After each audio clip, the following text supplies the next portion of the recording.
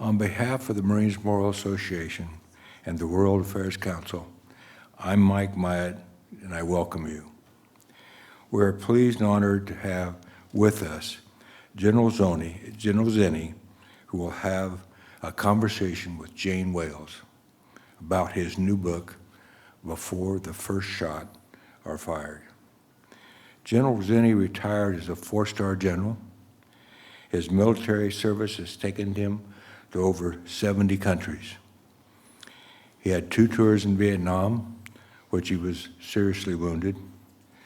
He was involved in just about every Marine operation, including Lebanon and Somalia. He played a key role in providing comfort in Turkey and northern Iraq. As CENTCOM commander, he was responsible for operations in 20 countries in the Middle East, Afghanistan, and Pakistan. General Zinni has participated in presidential and State Department diplomatic missions. He has served on a number of boards and held a number of distinguished academic positions, including the Nimitz Chair at UC Berkeley. Since retiring, he has authored a number of books, and he served as the president, CEO, and chairman of the board of BACE Systems, leaving that duty in May of 2012. Jane Wales is president and CEO of the World Affairs Council and host of the nationally syndicated NPR radio show, It's Your World. She directs the Aspen Institute of Programs on Philanthropy and Social Innovation. She has served in the Clinton administration as Special Assistant to the President and Director of the National Security Council. This should be a fascinating program. Please help me welcome General Tony Zinni and Jane Wales.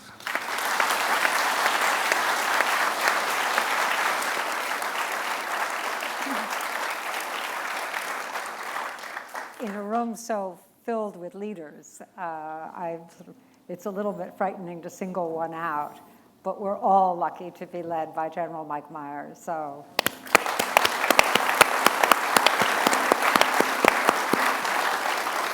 And Wendy is here as well, and I'm just delighted that in the front row is Secretary George Shultz and Charlotte Shultz to greet you, General Zinni.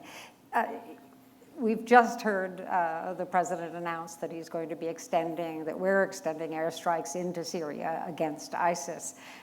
Who's with us and who's not in the region? Well, I think experience should tell us those who are with us or not need to be told what the expectation is. I still stay in close contact with many of the leaders, particularly in the Middle East. And you can't form a coalition by saying, join me, and I'll tell you later what we're going to do and what I expect from you. And that, unfortunately, has been the way this has played out. If you want a coalition, and I think a great model is the way we did Desert Storm and Desert Shield. President H.W. Bush, James Baker, Brent Scowcroft, Colin Powell, Chairman of Joint Chiefs of Staff, Dick Cheney was Secretary of Defense. But the first thing they did is went to the United Nations and were able to achieve a resolution authorizing the use of force. There were some limitations on it, but people in the region told me this really gave us cover. We could join it. And then they structured the kind of force they would need. And they asked the regional powers and others outside the region, Europeans and others, what kind of structure they could operate under. We formed 2 structures. We actually formed a Muslim coalition under Prince Khalid, if you remember, that worked side by side and in parallel with General Schwarzkopf. The other remaining nations, Europeans and others, were under General Schwarzkopf. Now that's very awkward for military to work with a dual chain of command like that, but it was, I think, diplomatic genius in the way it was done. So we built this coalition, and we built it in the right way. That's lesson number 1. Lesson number 2, going to the Powell Doctrine, we used overwhelming force, which we should have done if we were going to go into Iraq and Afghanistan in the first place. I think a lot of the problems we have now is violating that. You know, we're the biggest guy in town. Why would you not use your strength? So we had this overwhelming amount of force. That allowed for several things to happen. One, we overwhelmed the enemy. I mean, that battle took hours before we resolved it and had Saddam's forces out of Iraq. But secondly, it showed our power, it showed our resolve, it showed our determination, and allowed others to join us. I can't understand how we're going to create a coalition that we're going to lead, and we are not going to have forces on the ground. I guess this thing will evolve, and we'll see how it's going to come about. But in my military experience, if you're going to lead it and control it, you got to be part of the fight. And the principal part of this fight is going to be the ground piece. This aversion to boots on the ground, I don't understand. It's another military capability. I actually believe there are occasions when boots on the ground in overwhelming force resolve an issue much quicker. We saw that in Desert Storm. We saw that when we did the relief of the Kurds, when we put boots on the ground, chased Iraq out of Saddam out of northern Iraq, brought the Kurds back home, and then guaranteed their security, then withdrew in both cases, and left a very small force to contain. Saddam knowing full well we could return. We've allowed ISIS to sit inside Iraq for over 3 months now, brutalizing people, committing almost genocide if they could get away with it, recruiting, allowing them to steal the narrative from us when, as I said before, 2 brigades would have taken them out of Iraq in a heartbeat. What kept us from acting earlier? I've heard some argue that we chose not to really go after ISIS in Iraq so long as al-Maliki was in power. That sense that... You know, a wise general once told me, if you're attacked by wolves, always shoot the wolf on the sled first, then worry about the ones in the wood line. We had a wolf on the sled, and that was ISIS inside Iraq. We had to get them out, and right away, before what you see taking place, the atrocities, the building up of their credibility amongst the radicals and crazies, the winning of the narrative, the effect of making us look weak, we should have taken them out and then dealt with Maliki. Maliki was a longer-term issue. Maliki is gone.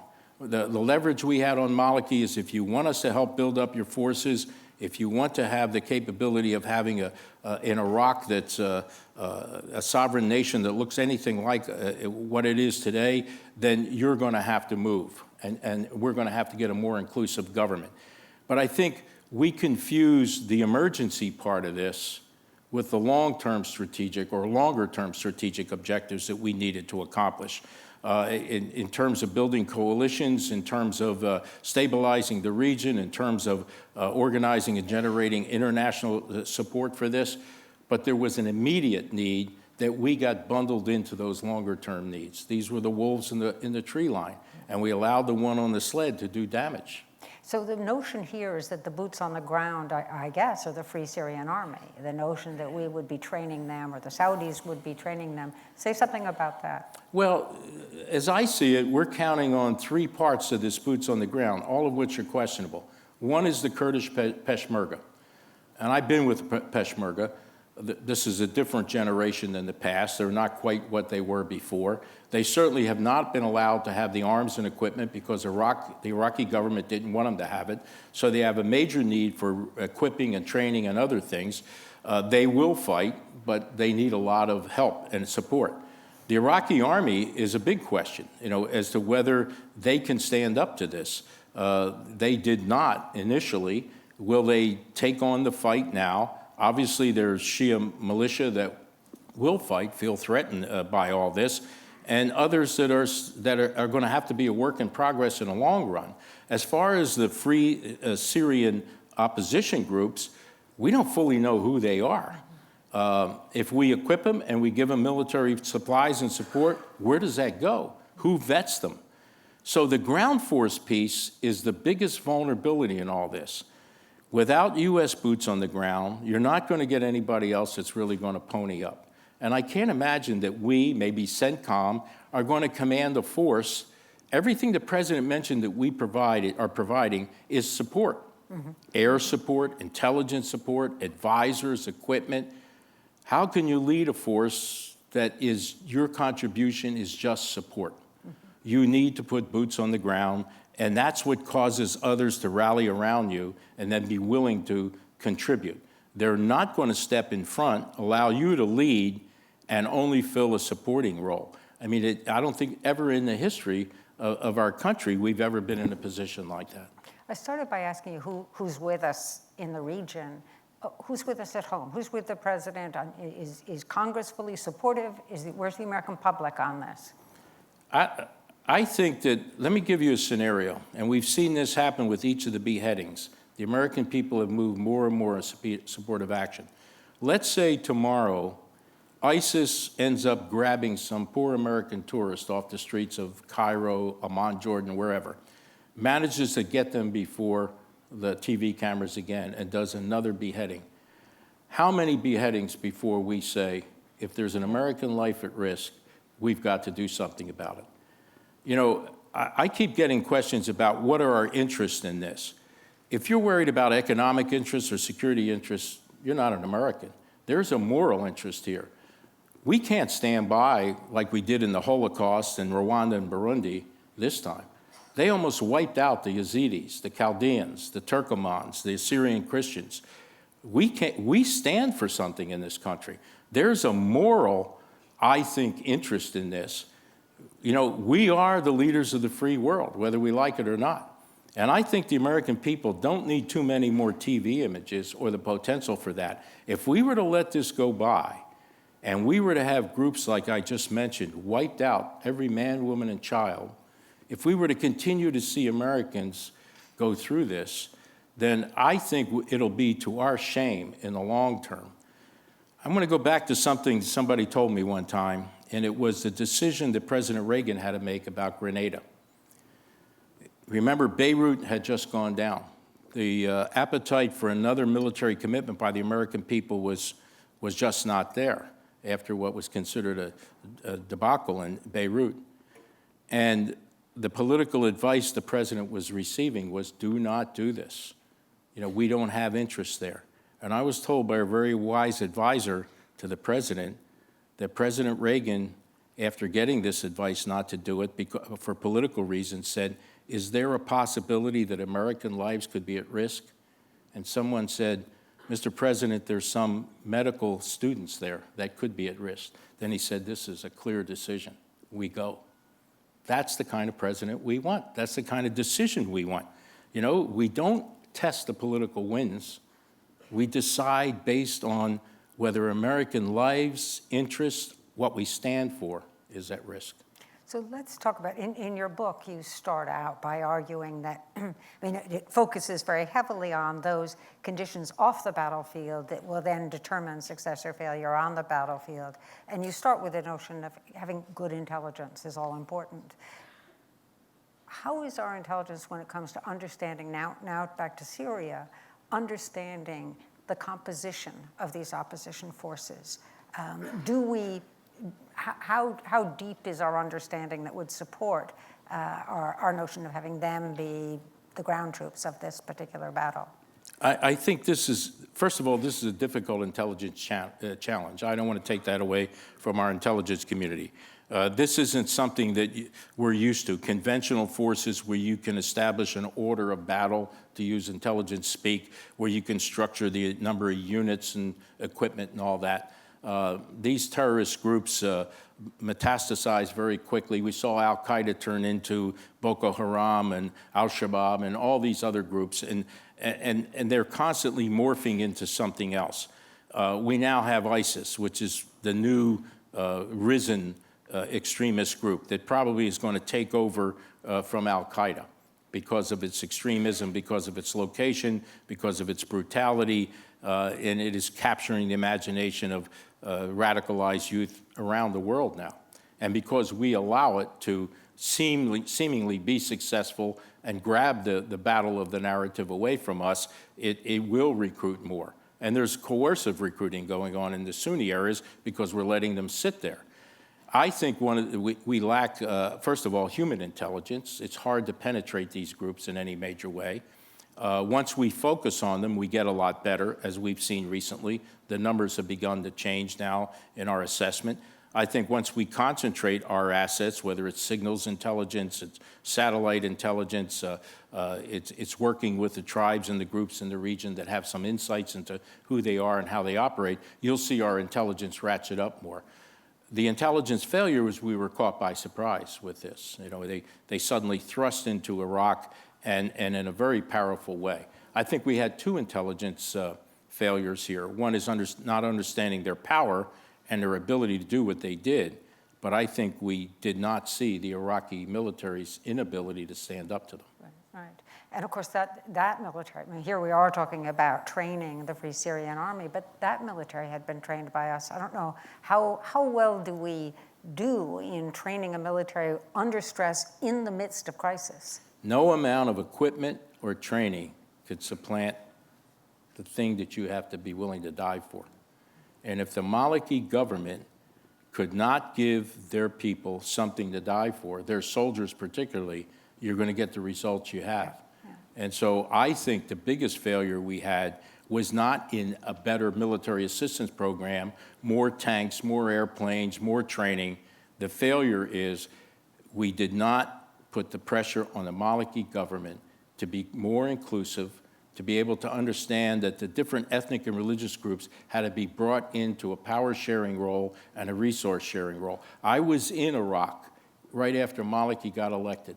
Everywhere I went, to our embassy, to the military, the generals and our ambassadors that were there were many ambassadors, by the way, and to the ministries, the Iraqi ministries, every single one of them, when I asked them, what's it going to take to make this a success, every single one of them says the Maliki government cannot control power in Baghdad and not distribute, delegate down to the provincial and district levels, particularly in the Sunni areas, and also distribute resources and have them have a say as to how they're meted out. And that's what happened.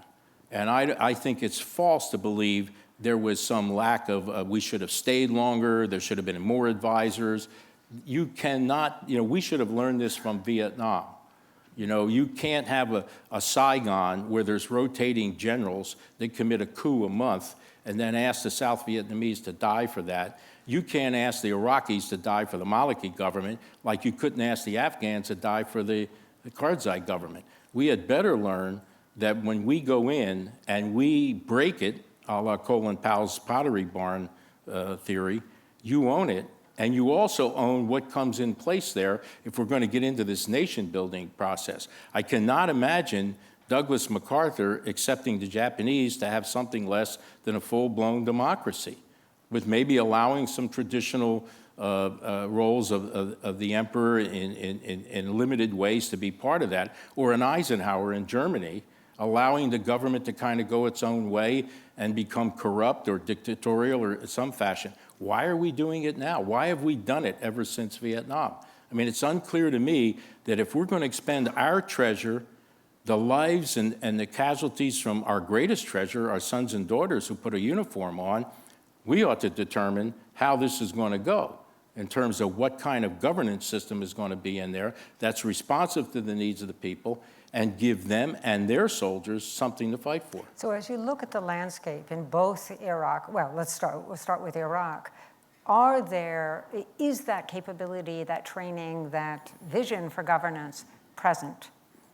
Do we have leaders coming in the pipeline? Whose role is it to help them move to a more inclusive government? Well, it's encouraging that Maliki stepped down. It's encouraging that the new government now is beginning to say the right things, but only beginning. The proof is going to be in the pudding, and it's going to be in terms of what comes out of this. So at least the first step has been taken. Mm-hmm. But I want to emphasize now, there's a military piece of this that needs to go on, and I talked about that and what we need to do in Iraq and getting ISIS out. But in order to sustain this in the long run, there's a diplomatic piece. We have to put pressure on that government in Baghdad to become more inclusive and to structure Iraq in a way that can be sustained.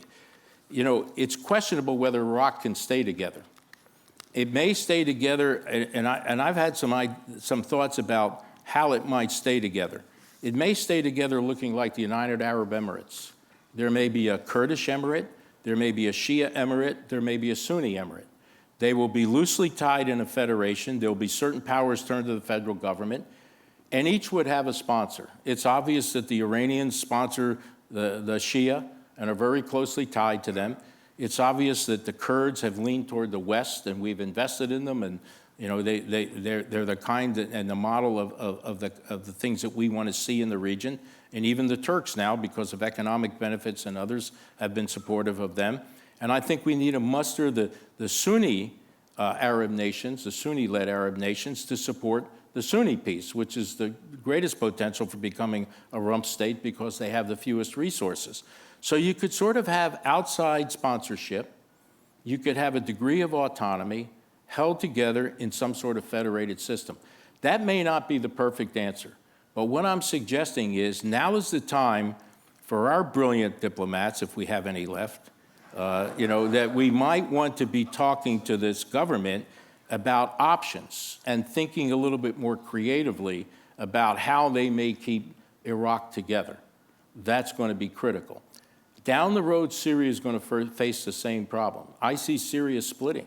I see the Alawites and the Christians with one piece of this and the Sunnis with the other piece. And that Sunni piece, I think, is in line for a civil war between the really radicalized side and the more moderate side down eventually after there is some sort of split that's sort of formalized. Is there a peaceful way of getting from here to there? Is that conflict between the extremists and the moderates I think there's going to be a inevitable? lot of blood between now and a resolution. Look, we're still suffering from Sykes-Picot. For those who may not know their history, you can look it up. It's the Brits and the French that did this because they carved up this piece of the world at the end of World War I. They put borders and boundaries where they shouldn't have. And because we had this crazy idea that a border represents true sovereignty and identity, and we've held with that, and now we're learning the lesson that that's not true. I mean, I saw this in Afghanistan. I've spent time on both sides of that border, on Pakistan and Afghanistan, up in Waziristan and the Khyber Pass and Turkmen Gate, and I've seen the fact that you can't split a people in half and expect them to honor a line on the ground drawn by Westerners. So we may have to think geography, borders, boundaries, and identity in all this coming out. And it'll be a bloody process, I'm afraid, but there needs to be some creative thinking. I don't think you're going to walk this cat back. You also argue in your book that not only do you have to get intelligence right, but you've got to understand the context, as you're pointing out right now, the economic context, the cultural context, the ethnic, the historic. Help us understand what the appeal is of an extremist and such a hateful group as ISIS. What's that appeal to young men in the region? And what is the appeal to Westerners who are joining? Well, what's the empty hole they're trying to fill? Well, and first of all, I would say it's important to understand there are 1.3 billion Muslims in the world. And you can, the numbers that flock to this sort of radicalization may be in the tens of thousands totally, and the degree of commitment may be varied. There may be some young men there that are just off to think they're on an adventure. There are others that are in there because of despair. There are others that have been radicalized from their youth. You know, when I was in Afghanistan, I went to Bagram prison, the prison we ran with all the really hardcore cases. And I went down into the cells and, you know, looked at the people we had taken off the battlefield, some really hard cases, many of them illiterate, some of them some degree of education, but very, very few. I talked to the chaplain there, who was an Afghan Muslim cleric, and I asked him about how things were going and what we did. When we brought them off the battlefield, we obviously took care of them. We looked at their medical condition and helped in many ways physically to help them better off. He said, the most important thing you're doing here is you're teaching them to read. Actually, the Americans had a course in helping them read, and they were using the Quran. He said now for the first time they could read the Quran, and some of them were beginning to realize everything they had been told was opposite of what was written in the Quran. So you have to understand that this radicalization can come from a belief by those who impose a belief system on people that have no alternative to understand if it's right or wrong. And if they are under a condition of governance or economic situation that is really bad, this has appeal in some ways. There are programs in Yemen and Saudi Arabia of rehabilitation of people they pick up. And some of them, like the Yemeni program, has a very low recidivism rate, where they actually bring them in and work with them, and it's more of an education process, not a propagandization of them or a brainwashing of them, but to help them through to understand what radicalized them and how to take it apart. And are imams part of that program? Yes, they're actually run by imams. Now, I'm not saying that's a total solution.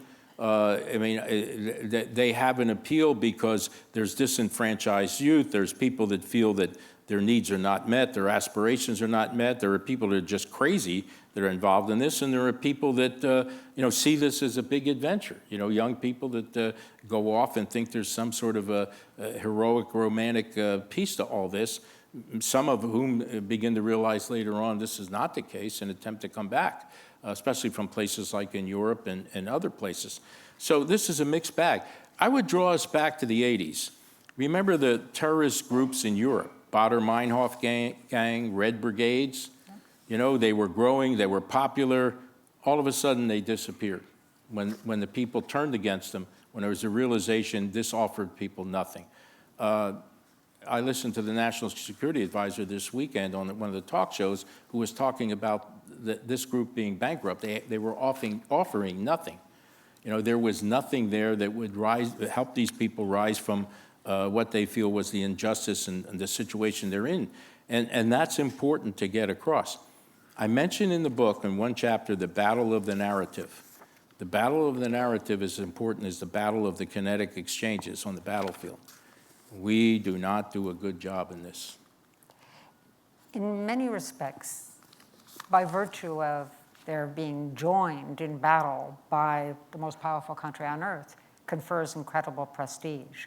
How do we rally our own publics, move forward in as an assertive way as you're suggesting, much more assertive way, while at the same time not conferring legitimacy on the opponent? Well, I think we agonize and wring our hands too much over that. We worry about conferring something by going out and destroying something that's inherently evil and has done us wrong in some way. Sometimes I think we overthink the problem. We can get into these sort of discussions. These are bad people who do bad things.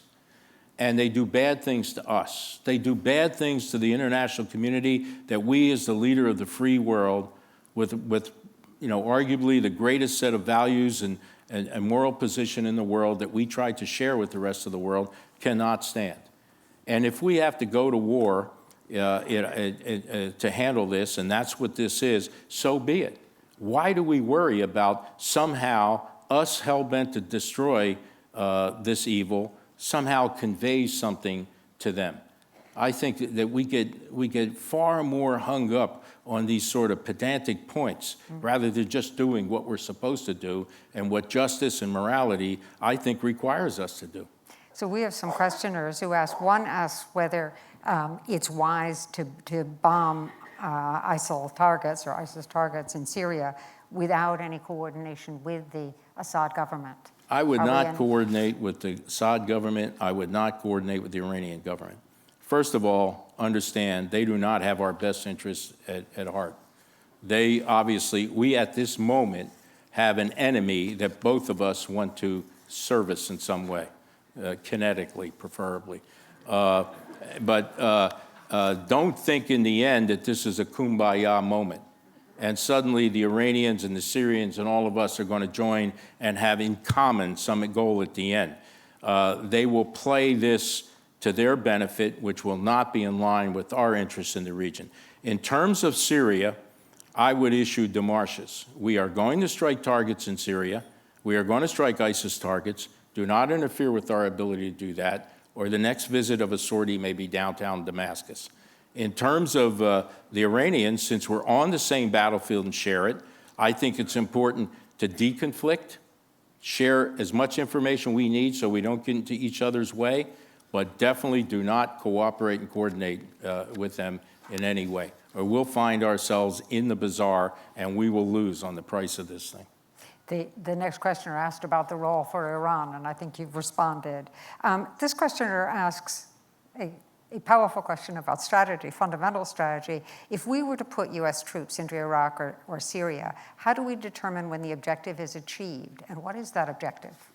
Well, the president has said it's the destruction of ISIS. Now, realistically, you're probably not going to totally destroy them.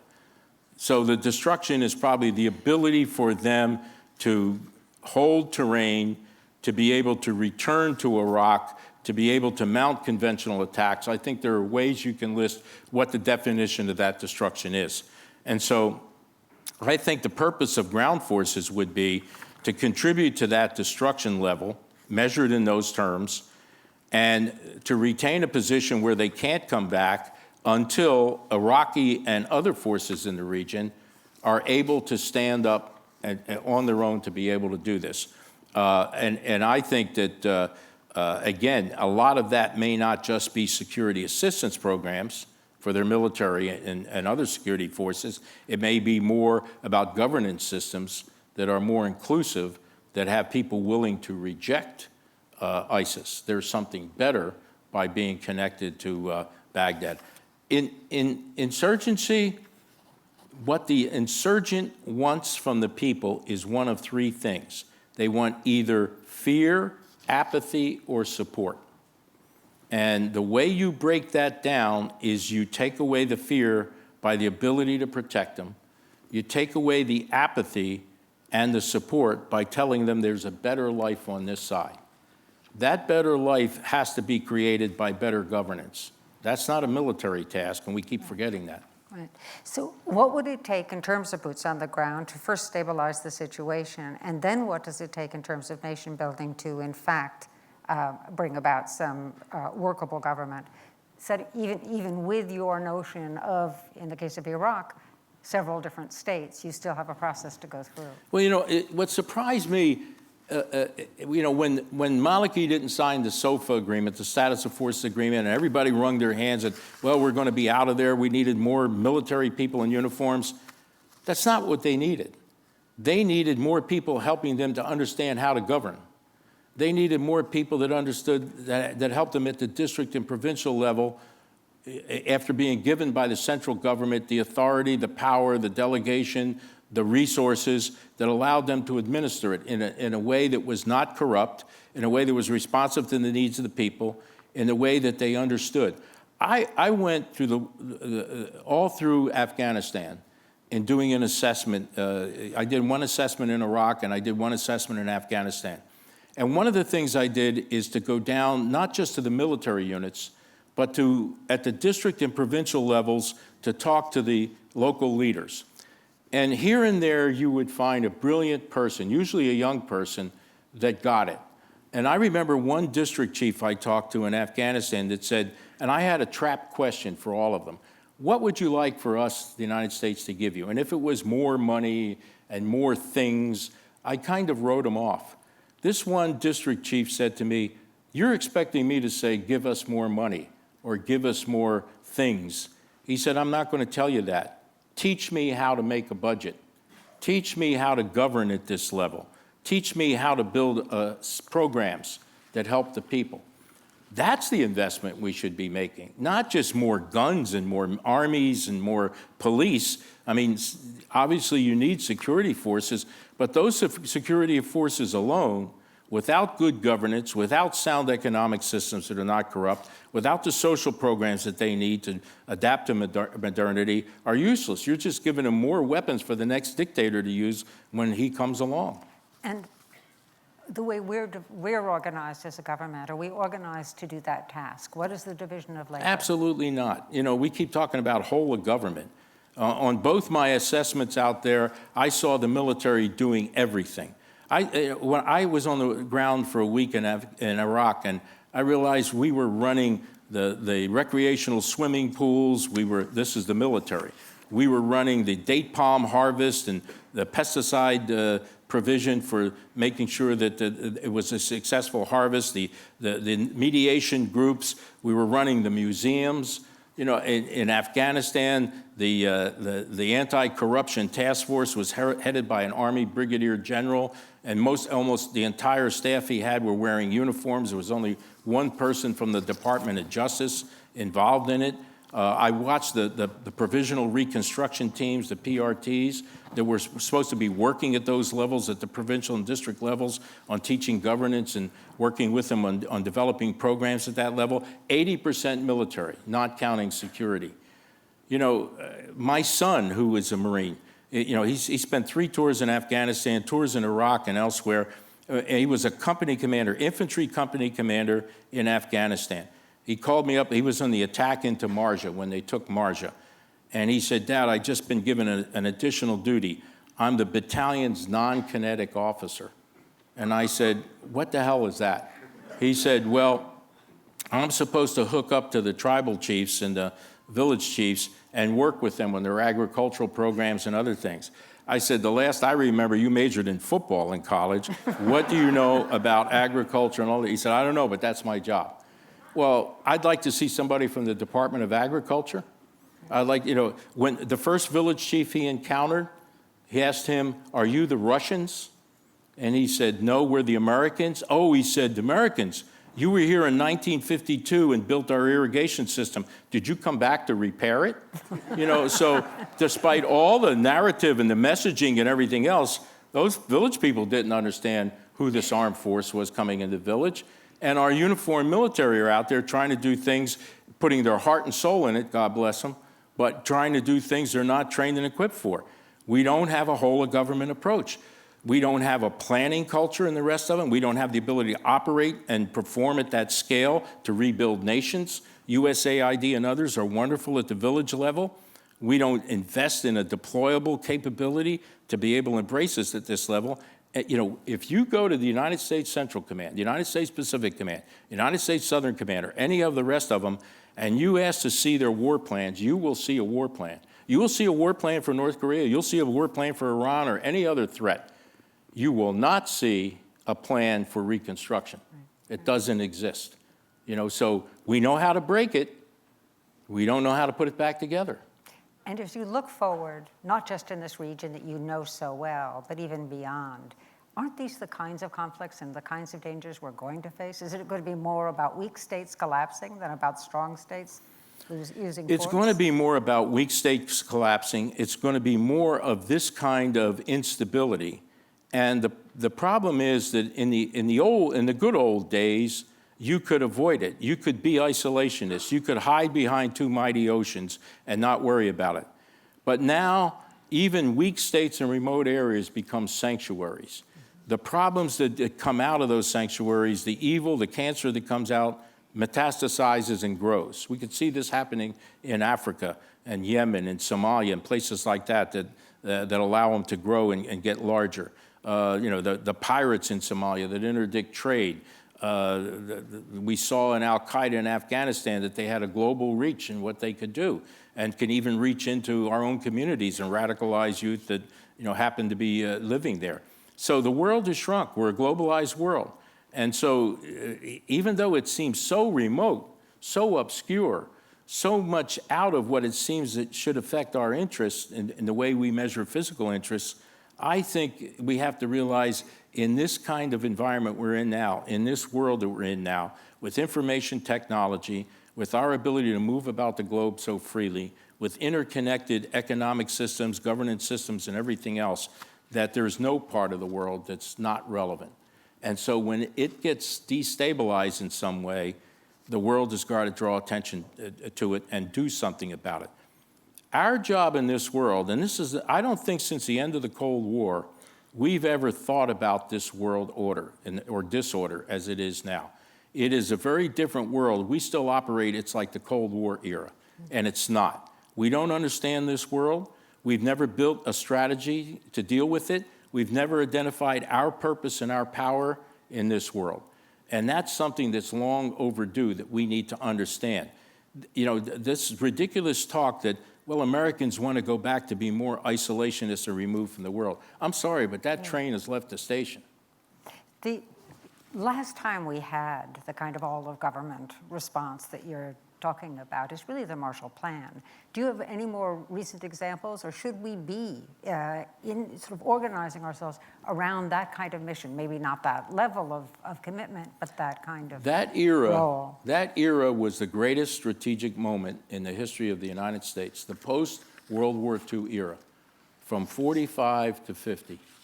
It was not only the European Reconstruction Plan, the Marshall Plan, which, first of all, 19% of the American people approved of it at the beginning. But because of 80-some speeches with George Marshall and the support, he got support behind it.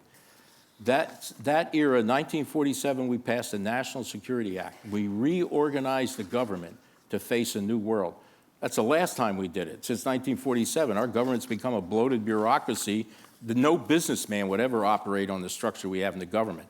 Patronage, pork, has guided everything. There's no strategic thinking. The Kennons are gone, the Marshalls are gone, and we've never really replaced them in any measurable way. We created the IMF, the World Banks. We created NATO.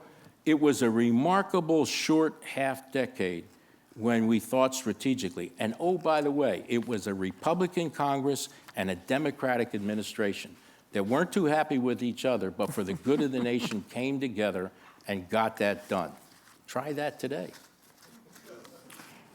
And it wasn't quite under the glare of the Klieg lights that we have now also. So there are some key differences, but those differences are opportunities. The information age is filled with opportunity. But I would say it was a more dangerous time.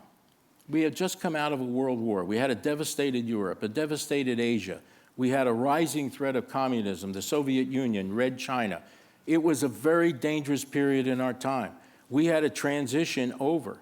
And I think that, you know, look, all the threats we have now are nowhere near the danger of the moments we had during the Cold War and certainly at the beginning of the Cold War.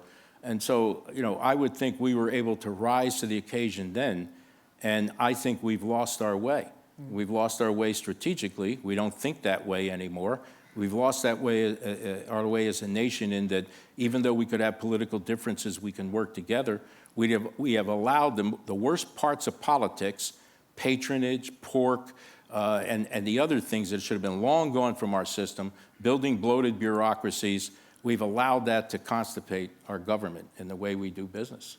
There are a couple of questions about the financing of government. And one mentions that their son is in the military, and she is worried that he will not have the support he needs, that the investments in the military are going down, and that's an area of concern. And another questioner asks whether we're ever willing to finance diplomacy. Well, to take the last one first, we haven't been willing to finance diplomacy, unfortunately. Our foreign aid budget is woefully inadequate for what we need to do. People don't understand what it goes for and how it needs to be effectively administered, and where we can put our money to do greater good. We always lean toward the military to resolve problems. We have an over-militarized foreign policy. Both Secretary Clinton and Secretary Gates said that jointly after that. Financing of the military, look, you're never going to be able to afford the perfect military to handle all threats. There's never been a case in our history we've been able to do that. You have to understand where to take risks. We are now in a situation where we are taking grave risks. We have cut our military. Now, I understand the economics of this, the first one to do it. I've seen this from both sides, from the defense industry and from the military side. We are taking grave risks. I would like to see us, if we're going to take these risks based on affordability, that they be based on strategic understanding of those risks. Unfortunately, these are political decisions. I have yet to see any congressman or senator who has read the National Security Strategy. Not that it's a great document, but you know, the decisions that they make whether to support a program or not are usually based on whether it's built in their district or not, or they have a tendency to want to support it. That's a hell of a way to run the railroad.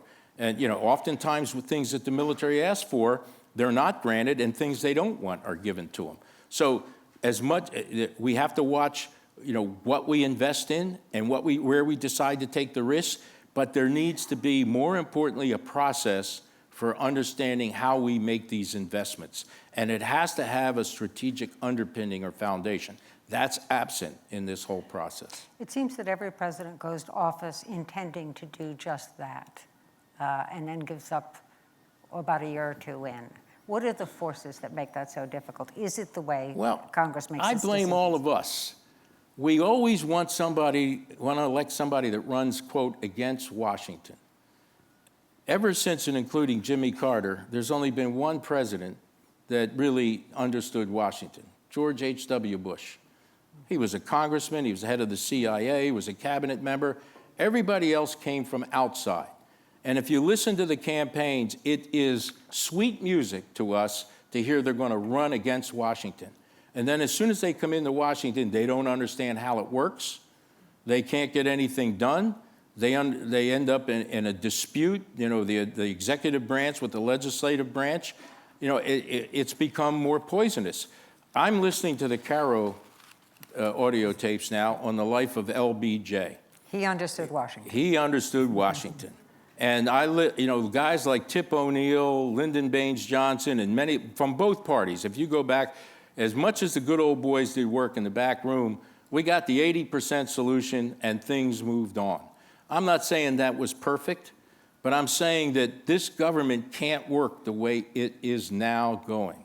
It can't work with all or nothing, with willingness of our political leaders to commit suicide to ensure nothing that gets done.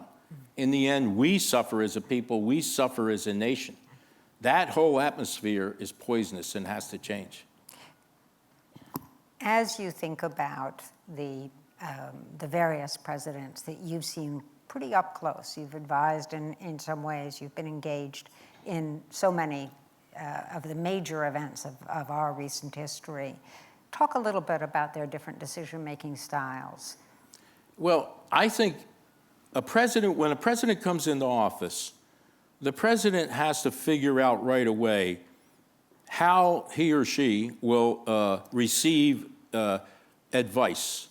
This is the critical part of the initial stages of any administration.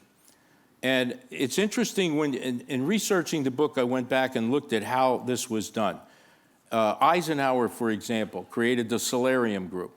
He and Dulles put together a smart group of people who didn't agree with each other, but the likes of Kennan and several others. And he wanted them in to express their views and opinions and debate each other. He sat there and wouldn't speak. He wouldn't even question or comment. He just took notes. Wanted to hear the debate. We know that there are other presidents that had strong reliance on individuals. Wilson with Colonel George House. We know the Kissingers and the Brzezinskis and the magnificent Secretary of State we have sitting here, who was so influential. So there may be somebody who is what I would title a wise man that may carry the discussion. Others have relied on the structure, the National Security Council as a group, or even their cabinet. I don't think there's one solution. I think it's a style issue. But where I've seen us go off track is when presidents have allowed their advice and their options and their analysis to be given by either individuals or groups that influence them and head them in one direction without the debate and without presenting alternatives and making sure the president sees all sides. The debate doesn't go on. I think when we went into Iraq, we didn't allow the debate. And I blame the opposition party. I blame the administration for not opening up and listening to those that had voices that were of caution about what they were trying to do. So this process, which is so personality dependent, has got to be done in a way where the president can hear all sides of the debate. And I would carry it over to another important, very important lesson. Your intelligence that you receive, the facts, the information that are going to be the basis for your decision after you analyze it and promote it into something that's wisdom or knowledge, have to be presented in a way that they understand what you intend to do with it. If you go to the Director of Central Intelligence and you say, for example, this is a hypothetical case, I'm going to go to war. Give me some justification for it. You might get one answer. If you went to them and said, I need to know if this justifies war. Is there a case for war here? I did work for the CIA on weapons of mass destruction in Iraq. There was never any credible evidence of an ongoing program. Now, how did we go to war on that basis? I threw a fit at Langley. I describe it in the book over this. How did we end up going to war on that basis? If you went to war on another basis, it was going to be a strategic move, implant democracy, or whatever we think, just like dominoes falling in Southeast Asia. That may be one thing.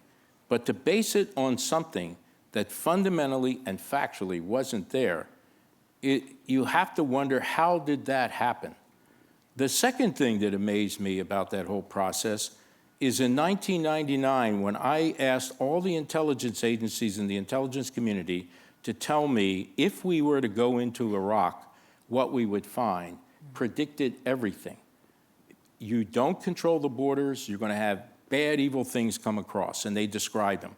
If you don't control the population when you roll them back, that population is going to go at each other, Sunni against Shia, Kurd against Arab, and you're going to have a mess.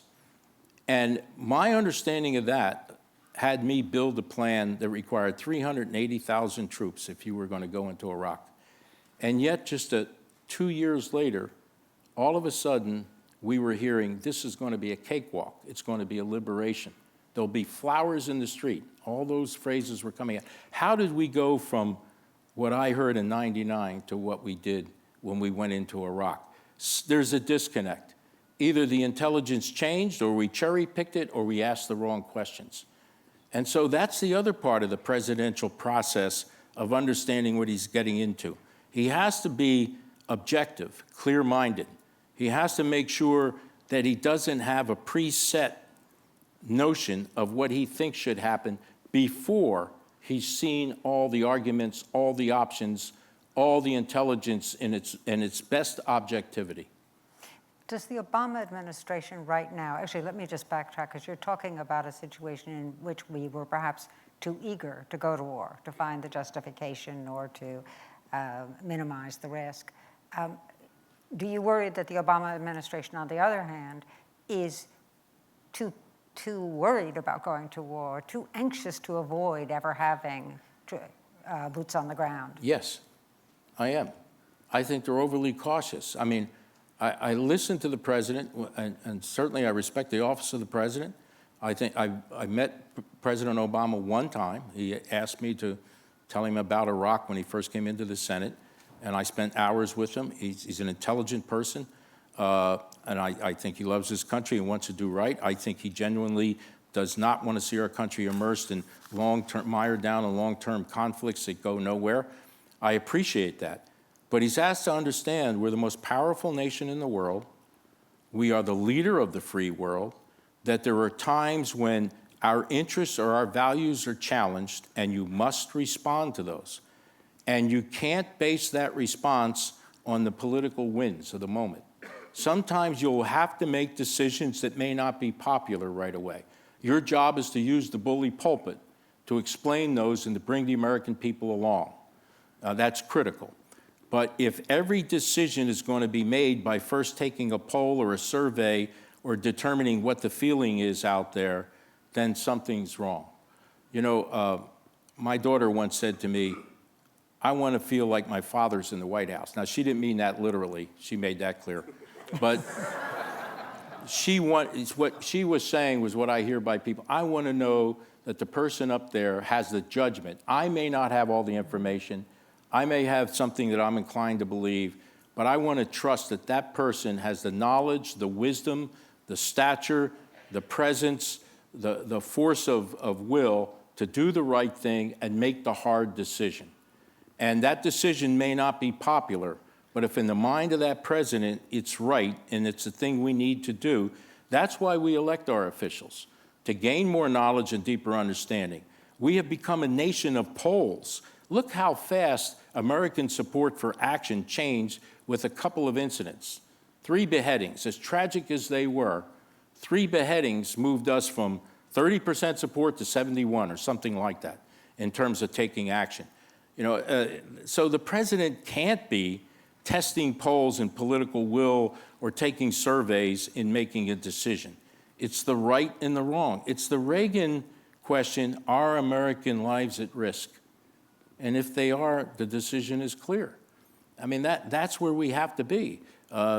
Your job is to bring the American people along. I have a whole chapter in the book called My Fellow American Speech. My father listened to FDR on those fireside chats every night. He knew what we were doing. The entry into the war, obviously after Pearl Harbor, what we were intending to do, we brought the people along. We kept the people involved. We helped them understand what the good things and the bad things were, but what our objectives are and where we were headed. That's the job of that office. And if anybody had the opportunity to have a conversation with the American people, it's President Obama. It's somebody right in the middle of the information age.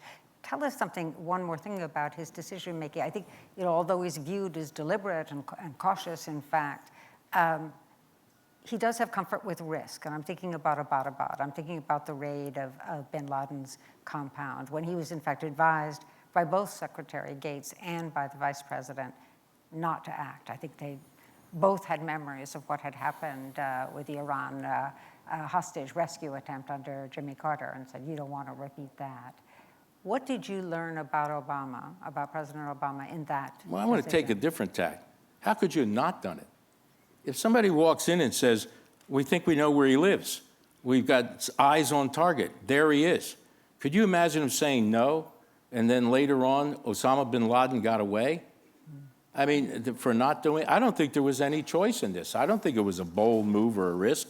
I think you had to do it. Jimmy Carter had to do what he did. Unfortunately, we didn't have the capability then to execute the mission.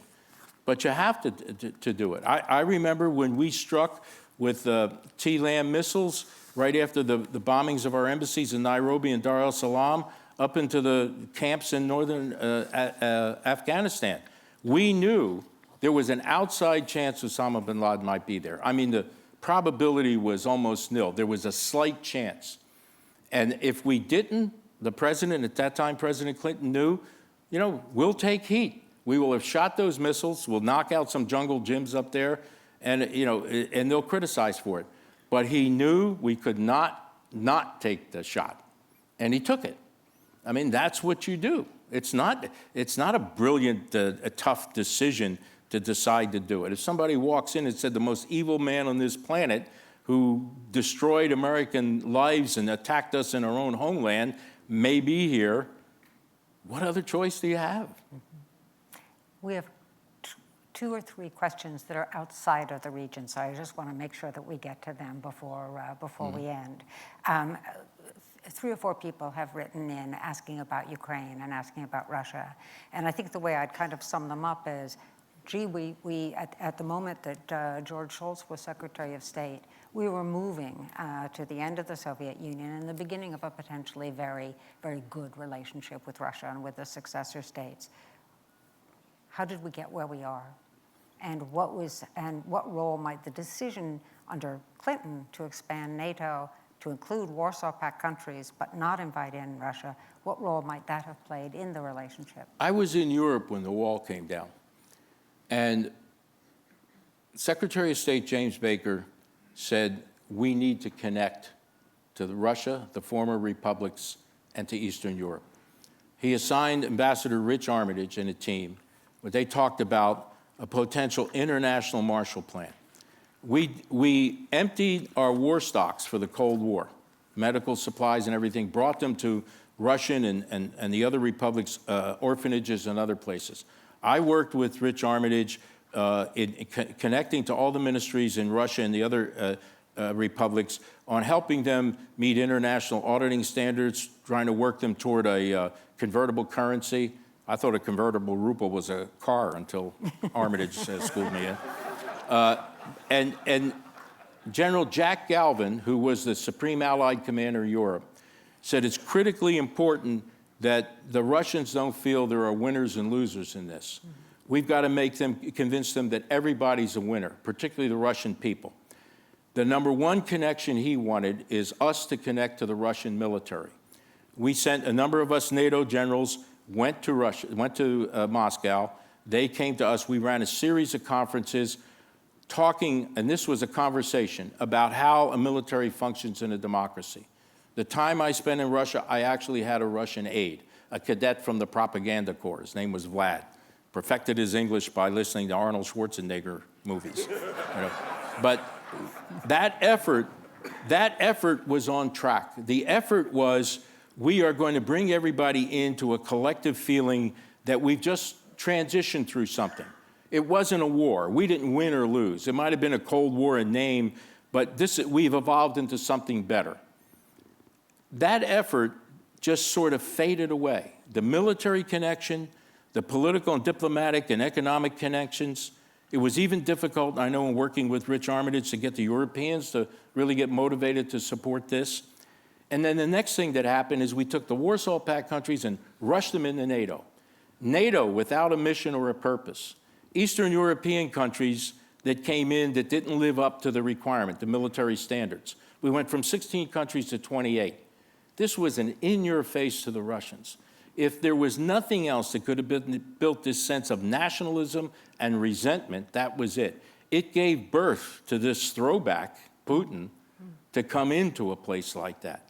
Putin is trying to do two things right now. I don't think he wanted Ukraine, but it was dropped at his doorstep, and he's going to exploit it.